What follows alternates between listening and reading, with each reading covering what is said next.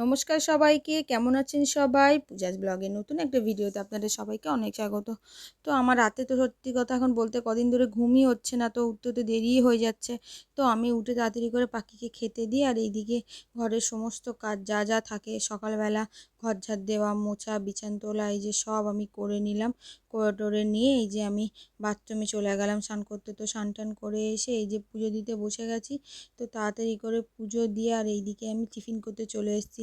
টিফিনে আজকে আমার দেরি হয়ে গিয়েছে বলে প্রায় 10:30 বাজে, এত জোর খিদে পেয়েছে তো শুধু ম্যাগিই করে নিয়েছি, আর কিচ্ছু করিনি, তাড়াতাড়ি হবে বলে। তো ম্যাগি করে এই যে দুটো মাল করলাম। মাল করার পরে এই যে আরেকটা মাল ধরলাম, এই 3 নম্বর মালটা করে এইদিকে রান্না করতে এসেছি। তো রান্না বলতে আজকে আমরা ডাল করেছি, আর হচ্ছে চিংড়ি মাছ সেই বাবা দিয়ে গেছিলো, যে চিংড়ি মাছ সেই তো এখনও শেষ হয়নি।